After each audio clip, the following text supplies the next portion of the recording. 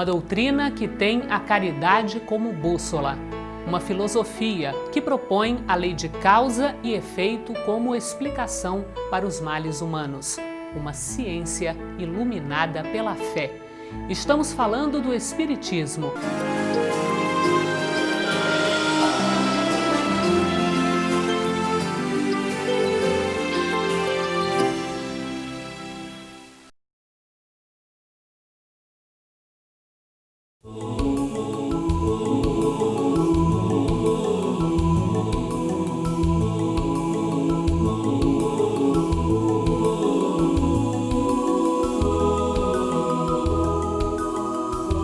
Durante a vida temos vários professores. Alguns logo esquecemos, outros lembramos ocasionalmente.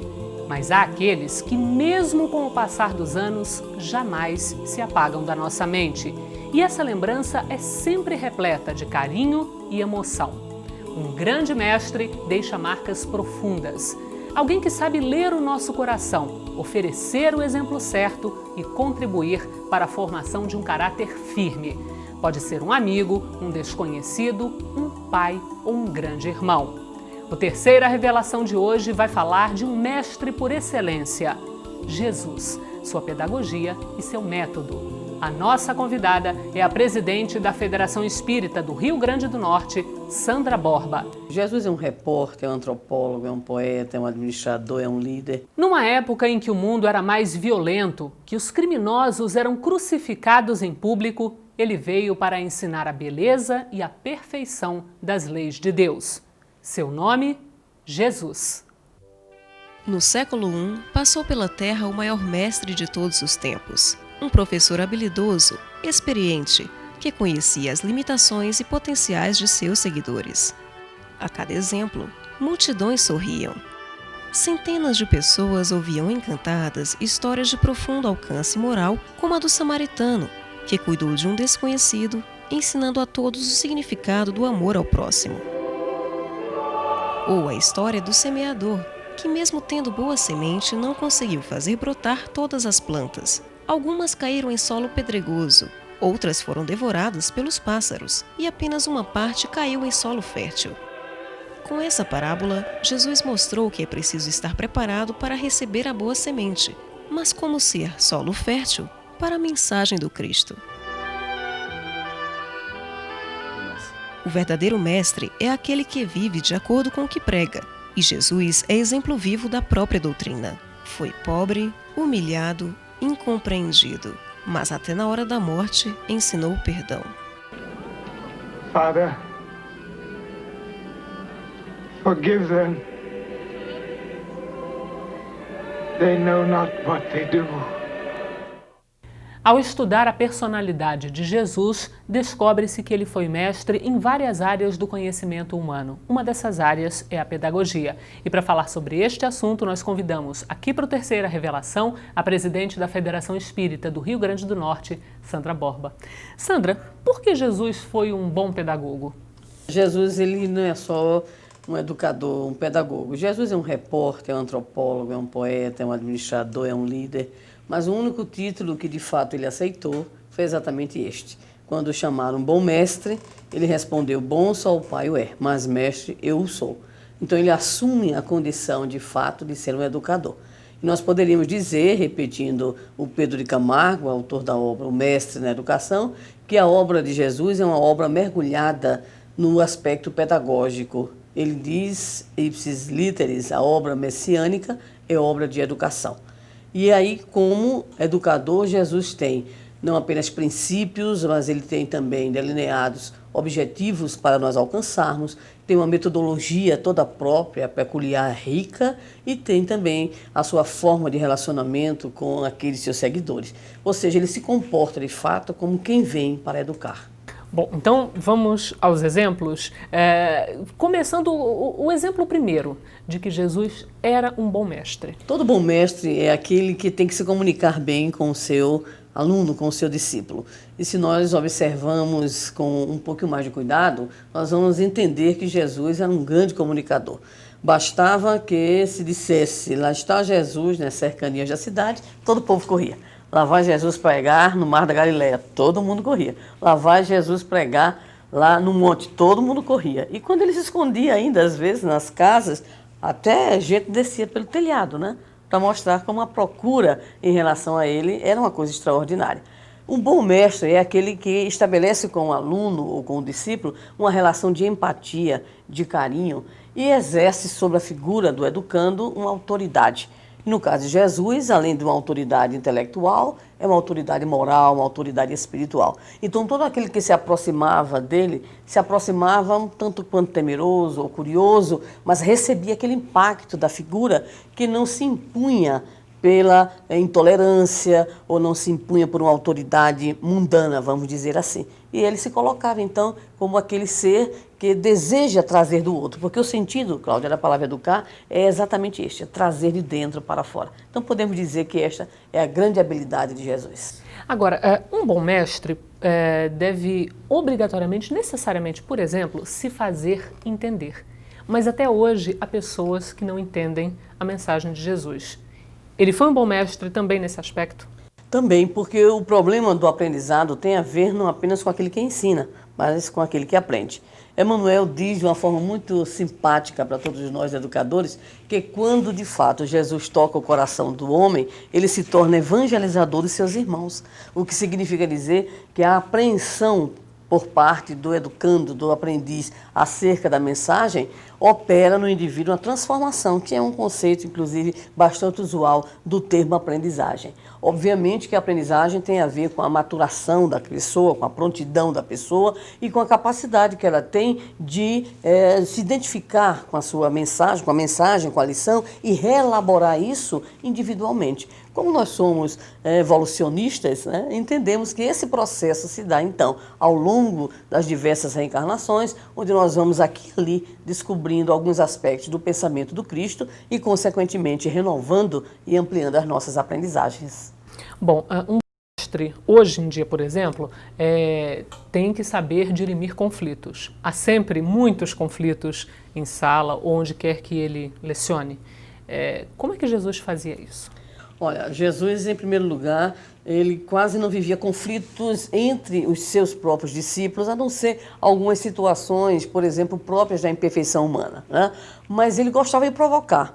É muito interessante a gente observar que dentro da própria evolução do conceito de educador, se sai de uma visão meramente tradicional, onde o educador é aquele que transmite, para uma concepção, poderíamos dizer, mais moderna, em que o professor é aquele que estimula a reflexão do aluno, ou seja, retira-o de uma mera reação para que ele seja ativo, para que ele seja participativo. E Jesus, né, ele fazia sempre isso. Então ele administrava, aí sim nós poderíamos dizer, os conflitos de aprendizagens, de relacionamentos dos seus discípulos. É muito comum nós observarmos como metodologia Jesus estimular, por exemplo, a reflexão dos alunos, a reflexão dos seus discípulos. Poderíamos citar um fato rapidamente, que é aquele em que a mãe dos filhos de Zebedeu, João e Tiago, vai até Jesus e diz que tem um pedido a lhe fazer.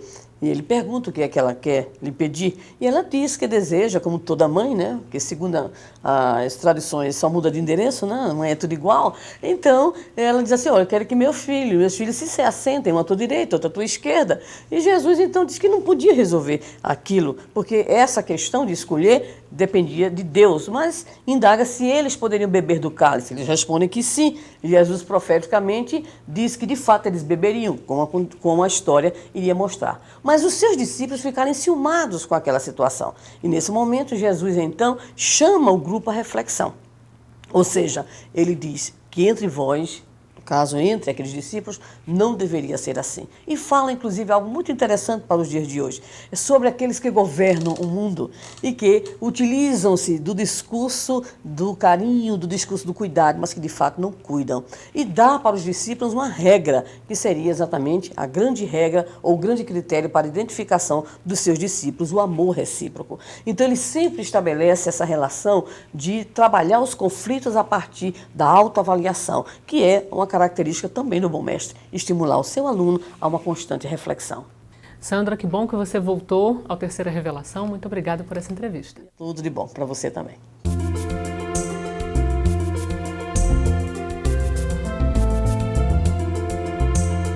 Jesus é nosso modelo de conduta. Mestre e irmão, ele nos ofereceu diversos ensinamentos, mas todos eles podem se resumir em apenas 2: amar a Deus e ao próximo. Para conhecer melhor as lições de Jesus, descobrindo nelas um sentido profundo, a nossa sugestão é o Evangelho segundo o Espiritismo. O livro contém a explicação das parábolas e máximas do Cristo e sua aplicação em nossas vidas. E imagine esse mestre em casa conversando sobre dúvidas e problemas. É assim que ele aparece em Jesus no Lar, psicografado por Chico Xavier e ditado pelo espírito Neio Lúcio. Ao ler esse livro, você também tem a chance de aplicar esses ensinamentos no trabalho, na convivência com a família e com os amigos. Para as crianças, nossa sugestão de leitura é Pai Nosso, em que o espírito Meimei conta histórias relacionadas a cada uma das frases da oração ensinada por Jesus.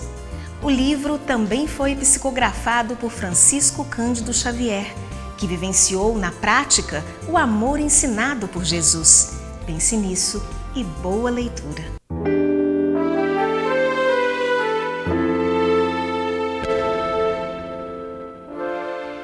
Olá! Esta semana recebemos uma mensagem do Paulo Pinheiro, de Belém do Pará, que nos pergunta: como saber se sou médium e qual tipo é essa mediunidade? Caro Paulo, Allan Kardec escreve em O Livro dos Médiuns que todo aquele que sente num grau qualquer a interferência dos espíritos é por esse mesmo fato médium. Podemos observar por essa característica que a mediunidade é um atributo da pessoa humana. De ordinário, todos somos médiuns intuitivos. Isso quer dizer que percebemos em maior ou menor grau a interferência dos espíritos por nossos pensamentos quando sintonizamos com eles. Entretanto, a mediunidade se mostra mais claramente, mais objetivamente, quando os espíritos dão aso a um efeito mediúnico, ou seja, quando alguns fatos, seja pelo processo de psicofonia, que é o fato de a pessoa falar pelos espíritos, ou psicoaudiência, ou alguma coisa equivalente a um efeito mediúnico em que é o espírito que está se comunicando através de um médium, esses são os casos de uma mediunidade mais ostensiva com a sua respectiva tipologia. Se você não apresenta sinais específicos de um desses tipos de mediunidade, é porque é portador apenas da mediunidade intuitiva.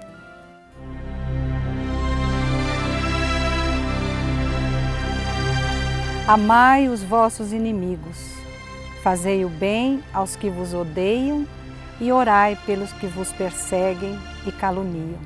Sede, pois, vós outros perfeitos, como perfeito é o vosso Pai Celestial.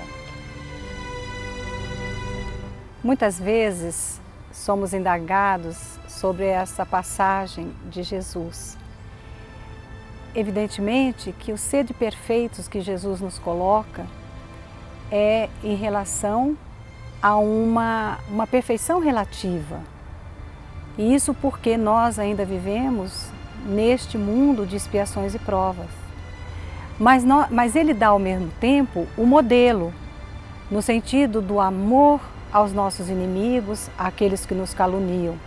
E que na realidade o que ele quer nos dizer é sobre a caridade que devemos ter em relação àquelas pessoas que ainda transitam numa faixa negativa de rancor, de ódios e de calúnias. Então, essa passagem nos toca muito ao coração, porque é Jesus falando e nos dizendo que somos capazes sim de vencermos as nossas próprias imperfeições. O Terceira Revelação de hoje está terminando.